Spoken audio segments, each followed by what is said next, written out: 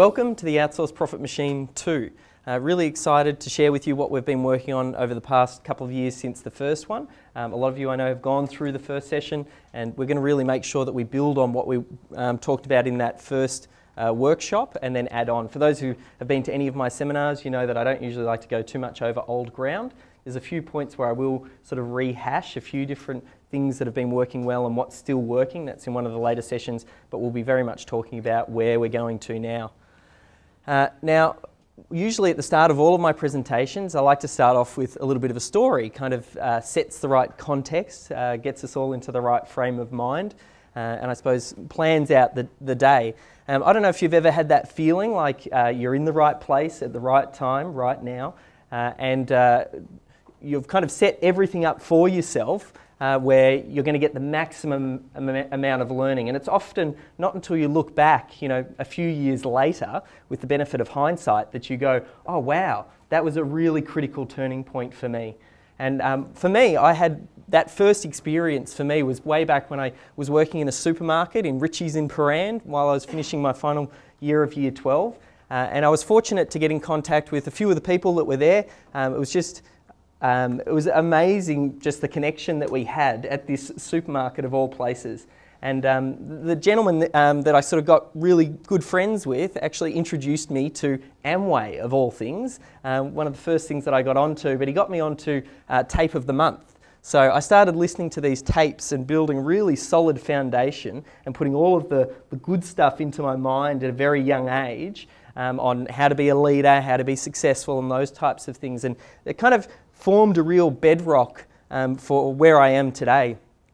And kind of built on that, shortly after, sort of as the clothing store, as the supermarket days came to an end and I'd finished school, then there was a few of us actually. There was three of us that then set out and decided, three old school rockers said, they approached me, you know, I'd had a few early successes and they said, hey, do you want to go out and open a clothing store with us? We've got this really brilliant idea and it's nothing that Australia's ever seen before, and we want to define a category. And the way that we explained that category to, you know, the shopping centres and things like that when we started to sell the concept to them was the idea that we wanted to create the surf, dive and ski of the music industry. There wasn't really a store where you could, as a parent, feel comfortable to send your kids where they could buy rock and roll related merchandise and things like that without feeling like they were going to get confronted with, you know, drug paraphernalia and all the other stuff. So we thought, let's make a real parent-friendly store. So very early on, we came up with almost like this minimum viable product. We knew what we wanted to do, and then the three of us, we joined together and came up with this concept. And we saw a real great opportunity there. It was in the early days of the internet before the internet really took off, and we were basically one of the business partners. They had come from the States, so they had a few connections where we could get access to a whole lot of clothes and things like that that people just hadn't seen here in Australia. So we were bringing and importing a lot of these clothing items over here, and it just sort of started to get well received by the market. And then stage two, kind of that stage one, was to make sure that we got the minimum viable product. Then we needed to move into stage two, which was we started to build up a little bit of proof. And I mean, we did everything from supporting local bands, you know, giving back to the music industry. You know, we started to do lifestyle shots. We really started to create a category, a new space. And as we started to build proof, we even caught the attention of Blink-182. For those of you who don't know, it's a pretty big band. They were having this competition where they were launching a new album, and they had this little thing they called the Octopus Drive, and they had these secret series of activities that you had to complete before you found out that Planet 13 is where you had to get this little secret drive. So we really, in stage two, started to build up the proof within our industry, and then it enabled us to move into stage three. So stage three, that's when we really started to systemize the business. We realized, hang on, we've got our minimum viable product, we've started to build proof in the community, and yep, you know, we're the real deal, we can deliver what they want. Then we said, right, well, to take this to the next level, we need to start to systemize what we're doing. Now, we'd opened up a second store, and obviously we couldn't be in two places at the same time. So we needed to create documentation and manuals and things like that to make sure that the store could function without us. And we even set up a head office, and there I am working away with stickers and patches and sweatbands on my desk just there. And we got that second store, we had a head office, and then we started to build a team. And that's when we sort of started to get to people working underneath us. That was sort of stage 3. Then we got to stage 4, which is when we then took the whole idea and then we started to sell it as a business opportunity to other people. So it was, we turned it into a franchise. We had franchising documents, and our plan was to roll this out in a really, really big way. So when I look back now, I kind of see these stages that we went through. And the reason I want to tell you this story is I'm going to walk you through some of the different stages so you can identify where you are right now. And then, because at each stage you need to evolve, and there are different questions and problems that you'll have, and outsourcing will provide solutions to a lot of them. But it depends on where you are in this stage of development. You don't want to start off, if you're in stage 1, building out a team of 100 different assistants trying to get things done when you still need to get your minimum viable product together. So it's really important that we understand where we are first. Now, I suppose to finish the story for that, we found ourselves in, I learned so much in this process, a lot of things we learnt. Firstly, we were getting up to the point, we'd already rolled out our first franchise, we were right in the CBD, and starting to build up a little bit of momentum, and then we realised the retail sector was getting hit incredibly hard. The rag trade at the best of times is very difficult. You're operating on very fine margins, you've got very high overheads, wages, rent, those types of things, and the internet really is a much more superior vehicle. So we identified this, and we were at that crossroads. We said, are we going to run with this? Are we going to go really hard? Or is this something that we need to step back on? Because we thought, look, as the business grows, you start to get economies of scale, and there's benefit of having multiple stores. You can purchase in bulk and all this type of thing. But we needed to get through that growth phase, and it was going to be a little bit rocky. So that's when we kind of thought, hang on, we're not too sure if we have enough margin for error. It's really important in stage 2 to make sure that your business has enough margin for error to scale. Because when you move into systemize, you start to plug other team members in underneath behind you, and if they're not able to operate at the same level you are, like as a business owner and it's your business and you're in love with the business and you're really passionate, you give 110%. When you've got someone else who comes in as a franchisee, they're in a different headspace, and they might be operating at 80% the level that you do. So there needs to be enough margin for error in what it is that you're trying to scale with a team for it to work. So we decided, okay, what we're going to do is our website was going really strong, and we decided let's go all in on the internet. And that's when we took a significant change, and that kind of changed the direction that we ended heading on. And I know a lot of businesses sort of go broke. What do they say? It's like 1 in 5 or something like that go broke in the first 5 years, or no, 4 in 5, or 9 out of 10 businesses go broke. 10 years on, Planet 13 as a business online is still going. But that really formed the foundations for my understanding of the way to build business and how it plays such an important role in outsourcing. So I'm going to try and take some of these lessons and help you navigate through the minefield, share with you what I use to break through those levels. Now, the original OPM, as we talked about, we really broke new ground with that. I mean, we're going back a few years now, and a lot of things that we talked about with standard operating procedures and hiring outsourcers in the Philippines and all that type of good stuff that we're going to talk about today, that was kind of, back in the early days. And I really want to see OPM2 as an extension of that. We want to not necessarily go over old ground. We'll touch on those types of things, but I want to go much deeper so you've got a really good understanding of what it takes to build a successful business and let the outsourcing and building a virtual team drive that. So there's the group from the first OPM. We'll make sure that Brent, our photographer floating around there, we'll probably get a group shot of us a little bit later. That was the OPM 1. If you guys haven't gone through that course, we can arrange access for that, so I'll give you a way that you can do that. I mean, we got a lot of attention. The Market Samurai boys, who you could probably count on one hand the number of promotions they had done up to this point. They'd done 2 actually, and we were the only other product that they actually promoted to their list because they believed in it so much. So what we're going to share with you today, this is what we do in our business. We don't hold anything back. This is the real deal. Now, the issue that you'll find as you start to grow your business, and I talked about those different stages, is depending on what stage you're at, the problem is the skills that you need to develop to get through one particular stage are often the skills that hold you back in the next stage. So in level 1 and level 2, where you're getting the business up and running, you're getting the minimum viable product, you're getting all of the proof, the issue is you're having to do all of the work. And you need to be the biggest leverage point in the business, and you need to drive things forward. And that's just what you've got to do. But then when you move into stage 3, systemize, you have to let go. Because if you use the same skills that got you up to stage 2 and you try and still use them in stage 3, you can't bridge through that transition because you're still trying to do everything. And that's oftentimes why you see a lot of people keep on butting their head up against this ceiling because they used all of these skills to get to a point, but now they can't break through. And that's when you start to see the same problems happen over and over and over and over again. You're always trying to put out fires, you're jumping one thing to go to the next, you're trying to keep all of your assistants busy. Depending on what level you're at, there's always a set of skills that you learnt beforehand that got you to that point, and now you need to let go of those and move through to the next level. So I'll talk about the levels so you can identify where you are, and then once you identify where you are, I'll give you some of the hacks that I use to break through those. So for you to properly understand business, you really need to understand, to understand outsourcing, you've got to first understand business. Identify where you are so you can know what's next, what that next step is, and I'm going to give you a framework that helps you work through that. And the way I think about it is it's called the 4 stages of entrepreneurship.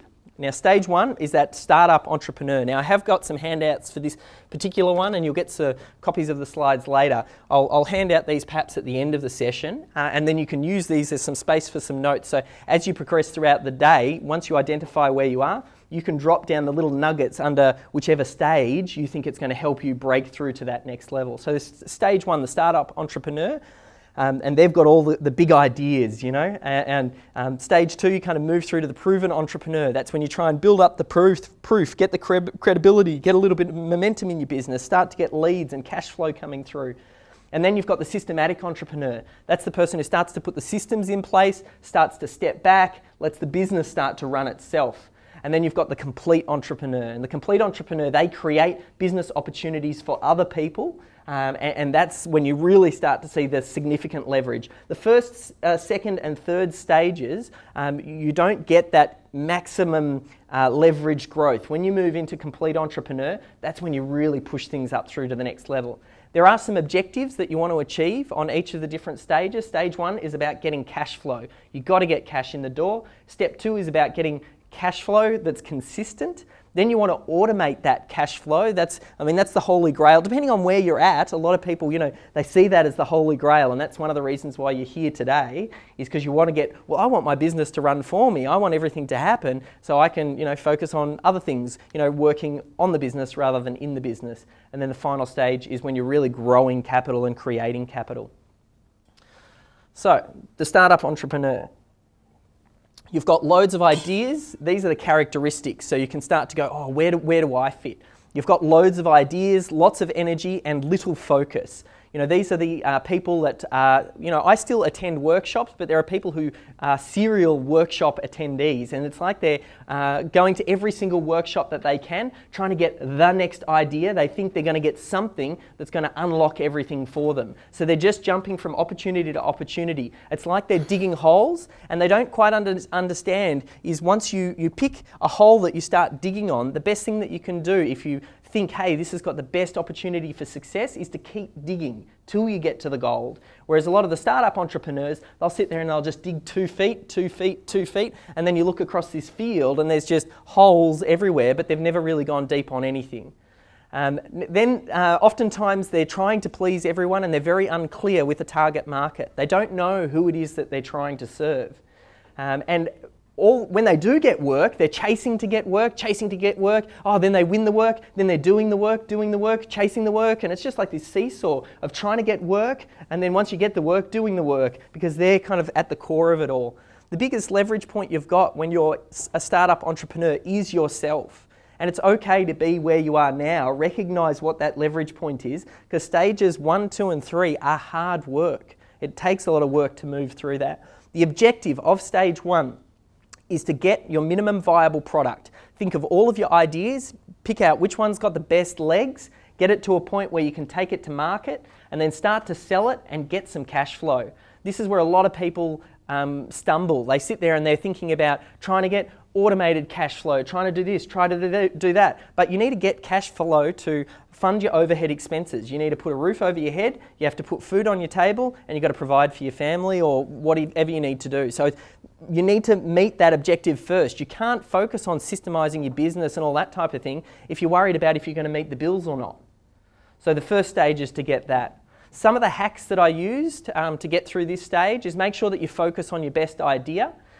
Create a plan to deliver value. Once you identify who your target market is, think about what it is that you can give them that is going to create the value. And later on, when the time is right, you can't lead a team unless you've got a plan. So at least start the planning early stages now. When we bring it back to outsourcing, if you're in stage one, don't think about hiring 15 people over in the Philippines. Think about hiring one who can maybe help you with some busy work. Stuff that's chewing up your time that just gets you to step out. And for that first person, don't hire someone like you. The last thing you need is another good idea. You've already got tons of good ideas. You need someone who can help you with execution. Now the super pro hack is you need to get your golden child. So once you've got a minimum viable product, get one client or your first client and make them a success story. Absolutely over-deliver for them. Go above and beyond, get them as your case study and your proof that you can deliver the goods. That's really what you want to do in stage one. Then you move through to stage two. At this point in time, you want to, the characteristics of a proven entrepreneur is you're trying to make everybody happy at this point in time. Oftentimes all the clients that come through, you're trying to overserve and people get stuck in this idea that it's a bad idea to swap time for dollars. Oh yeah, but the rich, they don't swap time for dollars. What you need to think about is where you are. Like I said, that first stage is getting the cash flow together. And at the start, you swap time for dollars. You might even be working for someone else to get at least cash flow through the door because you have to do that. And then you build up your little thing on the side or do what you need to deliver value. You can't get through that. You have to get money in the door. Cash flow is the biggest thing that will fuel every business. At this time, you're doing all of the roles. You're jumping into marketing, you're jumping into fulfillment, you're doing finance, you're doing legal, you're doing everything in the business. You are, I don't know if you've ever seen that Rich Schefren diagram, he called it the U diagram. You're right in the middle and then you've got all of the tasks surrounding you that need to be done in the business. It's like an org chart, but your name is on every single role. And of course you can't get everything done because you're jumping around. At this time, the business owner and the entrepreneur focuses on gross profit. They focus on gross, not profit. So what they think, the solution to my problem is if I make more sales. I need to go out there and they think I need more leads so I can make more sales.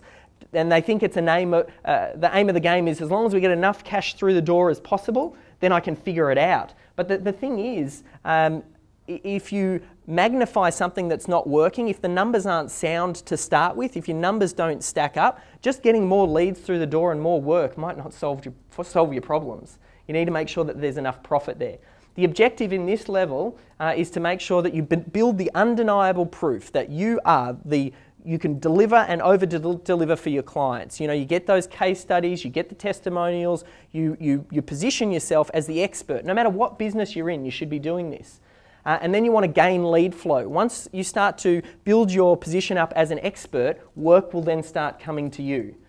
When we set up Melbourne SEO Services, it took a couple of years before I got to a point where the lead flow just happened naturally now. We've built up enough momentum that the leads start coming through. And all business, you go through these different stages. Once you get to the complete entrepreneur, you can start up a new business and you can skip through those first few stages a little bit more quickly.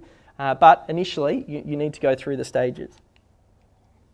The hacks to get through this stage as quickly as possible is collect the proof. Make sure that you start to focus on your core skills or core what you're delivering to the clients. Try and not get caught up in sending out bills through Xero, or getting caught up in the busy work, scheduling things with clients. You want to focus on, that's the mechanics. You want to focus on the core, what you can deliver, identify what your strengths are and really focus on that. Pete will talk about core versus mechanics a little bit later, because it's one of the first things that you start to think about as you're building a team.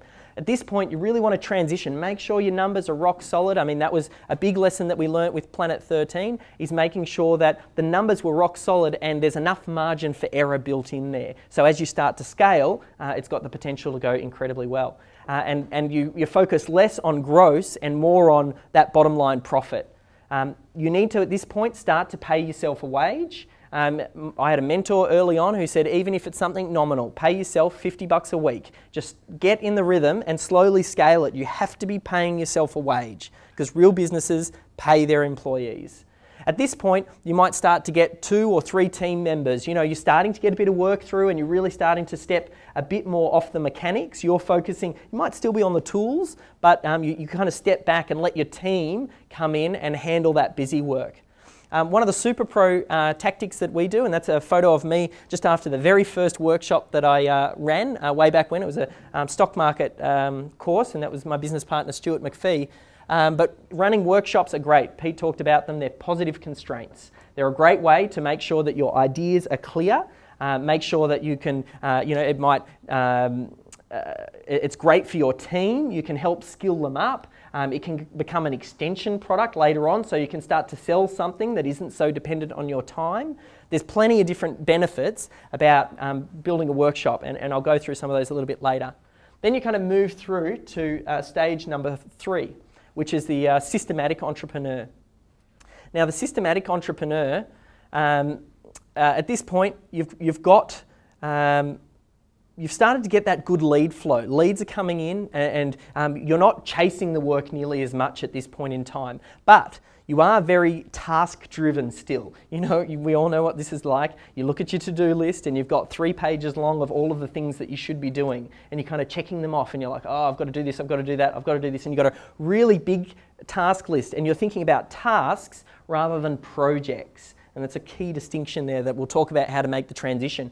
But you get that feeling like you're spinning plates. I don't know, once you have built up a few different team members, maybe once you kind of get up to, it's about 7. It's hard to go more than 7 people that are reporting to you. Because once you get up to 7, it feels like you're spinning plates. So you're giving the first assistant work to do, and you pile them up, you give them a chunk off your to-do. You go to the next assistant, you give them another list of to-dos. You go to the next assistant, and by the time you get across to the 7th assistant, the first one's run out of work to do, and you've got to run back to the start and then start giving them work. And you kind of go through this staged process of trying to keep everybody busy. And what does that mean? It means you don't get any work done.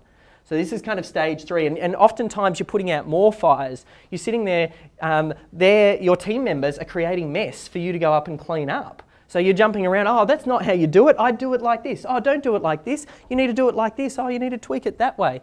And you're putting out fires, and you think at this stage the problem to your solution is to hire more people. But it's a little bit counterintuitive. You think, oh, if I just get another person, they'll be able to lighten that load for me. But there's a few things that need to happen before you transition. Otherwise, you're just going to be spinning plates for the rest of your life. And this is where most people get stuck. This is the place where people have trouble bridging through to being a systematic entrepreneur. You keep on butting your head up against it, and you're trying to keep everything busy. And the reason you struggle is because all of the skills that got you through stage 1 and stage 2 of you doing the work, you having your to-do list, you just getting in there and getting stuff done, you needed that to move through stage 1 and 2. But now that's what's holding you back moving into stage 3. And this is where most people get stuck. So at this point, the objective is to systemize, duplicate yourself, and start to create the automated cash flow. Now, some of the hacks that you can use to get through there, you need to start focusing on your strengths and work on things that have a lasting benefit. You need to get off the mechanics of doing the work. You need to get off doing things that is just the busy work and work that you have to keep doing time and time again. You want to focus on doing work where you're creating a system, a procedure, something like that, where you're working on something that you can put in behind you, and then a team member can help run it. That's when you want to start doing it. And one of the most, a big breakthrough for me, and you'll all get a copy for it, is creating a system for creating systems.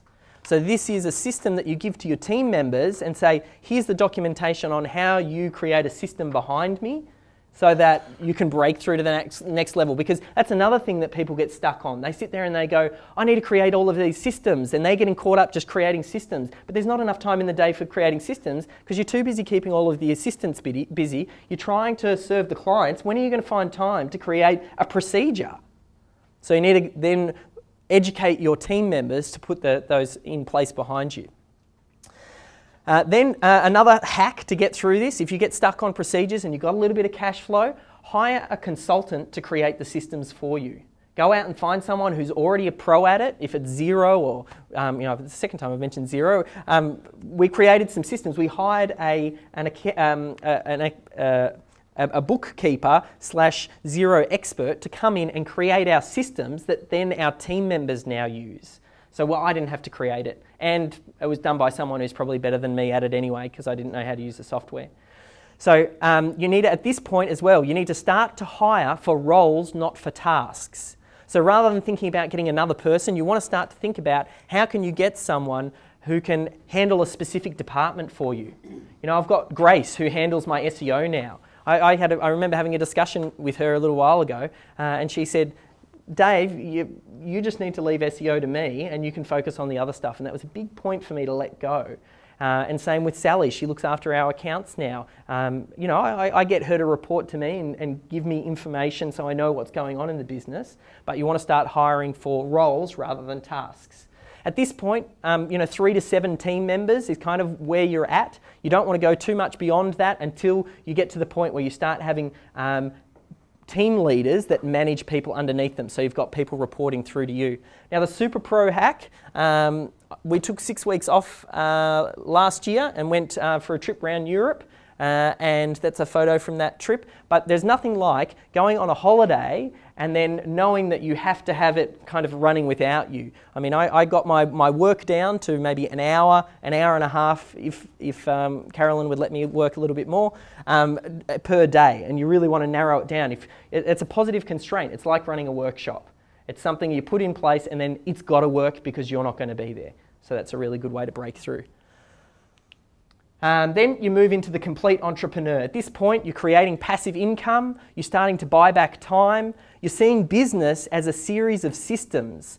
So when you look at a business, you see all of the moving parts, the mechanics in there, and you're able to spot the inefficiencies. As you've progressed through the stages, you've developed certain skills, and those skills enable you to spot the parts that aren't running efficiently that you know that you can really add value to.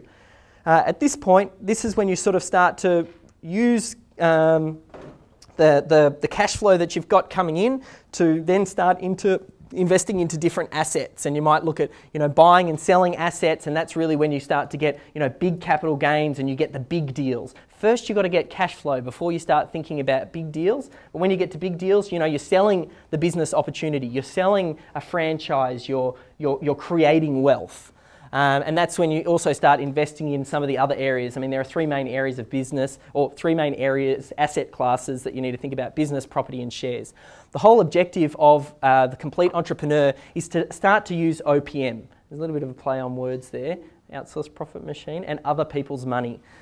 You want to start to use OPM at this point. That's when you start to leverage off other people investing into you, using their time, their ideas to help you kind of move through to the next level. And you, as the entrepreneur, spot the inefficiencies, show them on how they can grow so you're really adding value, and then the big cash gets put into your account when you actually sell the opportunity.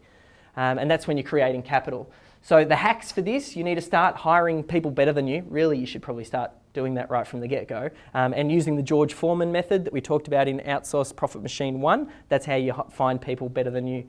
And also it was part of the pre-training that Jillian sent out for you as well. At this point as well, you might start to think about unit managers that end up being responsible for parts of your business. You've got someone who just looks after the accounts. You've got someone who looks after the core. You've got someone who delivers through for your clients. And I'm going to give you some more ideas on this as we progress. And this is when you start to make extension deals. My first few investments, when I think about investments, it's always good to think about them investing in things that are extension products on your core. So whatever your core product or service or whatever it is that you're selling is, you want to find a product that can plug in and sell to that same target market. Because you can leverage off it very quickly, and for your first few deals while you're learning it, it kind of gives you just that extra little bit of margin for error rather than going into a complete new space and then starting up something from scratch. So the super pro hack at this point in time is start to think about creating investment opportunities for others.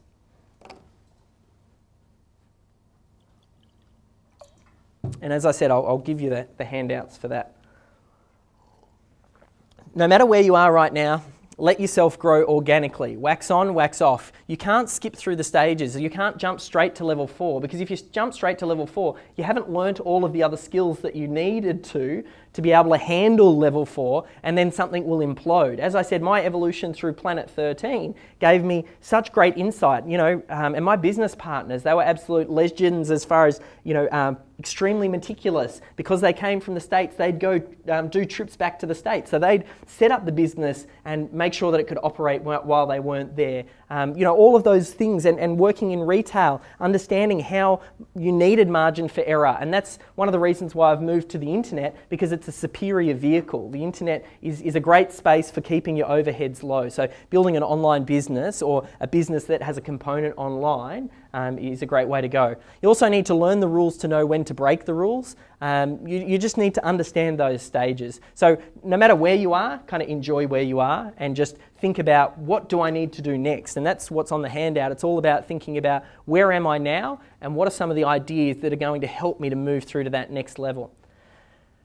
Once you understand those 4 stages, it's the real skill, and this is why people get business coaches and things like that. This is the talent to identify where the person is at in the 4 stages of entrepreneurship, then realize what it is that they need to break through to that next level. That's what a coach can do. They've got that outside perspective. But for you, what you can also start to do using this framework is think about, where are you now, and that will help you to move through. Because there are any number of things that you could be doing when there's online. I mean, you've got a massive to-do list. I know all of you have a really big long to-do list. And if some of you even messaged me this morning and last night saying, oh look Dave, sorry I can't come tomorrow. It's just I've got so many things that I have to do. And I had 1 or 2 people that couldn't attend because they're attending to their to-do list. So I think what you need to do is, there's any number of things that you could be working on, but you need to work on the things that are going to give you the biggest leverage point and the biggest things that are going to enable you to break through. And that's where your focus needs to be, because there are tons of different things you could be doing. Excuse me. So think about where you are, what do you need to do next, and to get the most out of outsourcing and what we're going to teach you today, you need to know where you are. Like I said earlier, you don't want to build a team of 15 Filipinos if you're still at stage 1. Outsourcing isn't going to be, to that scale, isn't going to be your answer. Regardless of where you're at though, outsourcing provides one of the biggest leverages that I've seen. And it just gives you that margin for error. And a lot of your competition and people in your space aren't using outsourcing like we're teaching it yet, and building a team and things like that. So it creates a great margin for error for you, which gives you extra capital, which means you can break through to the next level because you've got that extra space. The fact is, you can't do it all yourself. The fact is, outsourcing will create margin of error and allow you to scale things up, and it will become your competitive advantage. Now, it's almost like an arbitrage opportunity though. People are starting to wake up to this idea. So we need to make sure that you jump on this opportunity early. And just at the outset, I was talking to a few different people, and this one particular person didn't quite get where I was coming from, and I think it was because I used the word outsourcing, and I know you're all here for outsourcing, but what I'd like to do is try and shift that slightly. We're still going to call it the Outsource Profit Machine, because that's, the buzz and the rage right now, but it's all about building a virtual team. That's really what we're looking to do. I think when I build my virtual team, I get people on board, and they're part of what I do. They might not work in the office, they might be overseas, but looking to some of these other economies and emerging economies where there's, the disparity in the cost of living in one country versus another, means that I'm able to hire the best people at the best possible price, and that's what it's about. So this arbitrage opportunity, though, it does favour the quick. And like, if you know arbitrage, I mean, it's a stock market term. It's the idea that you can buy something in one marketplace and then resell it over at another marketplace and make money between the difference between when you buy it and when you actually sell it. And people spot these arbitrage opportunities, like BHP. It might be listed on the Australian Stock Exchange, and then it might be listed on the US Stock Exchange. And when it closes, if it closes high, that means, hey, I could buy BHP for this price, but if over on the Australian stock market, I could sell it for a less price. There's a difference there. That's an opportunity that I could potentially jump in on. And that's effectively what we're seeing with outsourcing. But people, when they see opportunities, they jump on them and then they close. So you've got an opportunity now to take advantage of outsourcing, but a lot of people are starting to realise this. You are still ahead of the curve. I mean, we've been doing outsourcing for, 5 years, 10, I don't know. How long do you reckon, Pete? I hired my first VA about 7 years ago. So we're on cutting edge, and still a lot of businesses haven't woken up to this. But I'm telling you now, people are moving in. If you didn't see this, it was a really funny story. I've put the link there. And there was a Chinese software developer. There was a software developer in the States who started outsourcing his job to China. So he found another software developer. Now the company said that, inoffensive, quiet family man. He was one of their top performing programmers. He could be seen at his desk toiling away day and night, starting diligently. And what ended up happening is the IT noticed that someone was logging into their servers in China, and they thought, oh, hackers in the system. They thought something was up. So they started to dig a little bit deeper. And what they actually found was this guy was outsourcing his work, and he was sitting watching, cat videos on YouTube and checking his eBay listings and doing all this sort of stuff during the day while he's sitting at work, but he was still delivering at a very high level. Now this is someone in a regular 9-to-5 job. So this stuff is catching on. You need to jump onto this opportunity as early as possible. G'day guys, Adam from Trueblue Websites. Just a testimonial for Dave's comments about positive constraints. We did our first, we forced ourselves to hire our first VA and now have 3. We did it before we knew what we were doing, but of course when you've got someone there you quickly fill them up with work and figure out the systems. We couldn't afford to take a holiday from time, so I went to Kokoda and booked a trip to Kokoda, and by the time that came around our systems had caught up because they had to. And again this year we're booking 2 months away. My business partner's off for 2 months to the US, so we've got a lot of catching up to do, but yeah, forcing it to happen really helps your business grow fast. What CRM do you currently use with Xero? Yeah, we're using Nutshell. Oh, okay. Don't know that one. Now, the other one was a challenge I have at the moment is, thanks to you guys, I've got some great VAs that I work with, but a few of them are not so crash hot at communicating during, before, after projects. Do you have a system you use as opposed to a person where you can keep track of what everybody's doing and get reporting back? Yeah, good one. We have the end of day emails. We've got a section in Outsource Profit Machine 1, and I'll recap it slightly on my next session. So I'll definitely address that one. Cool. Thanks, Heather. You do need an expert to help you. So I think getting a consultation first before you start doing stuff is incredibly important, or you can just work forever and nothing happens. Dave is clearly an expert in his industry, very open with sharing a lot of content, and that's a great sign that there's someone there that's got good values to support you in your business. Dave, without a doubt, knows all this stuff, and he's there to teach you, and there's no secrets with Dave. Every time we've had a session, my learning has jumped to a level where I wouldn't have expected it to be, so it's just awesome.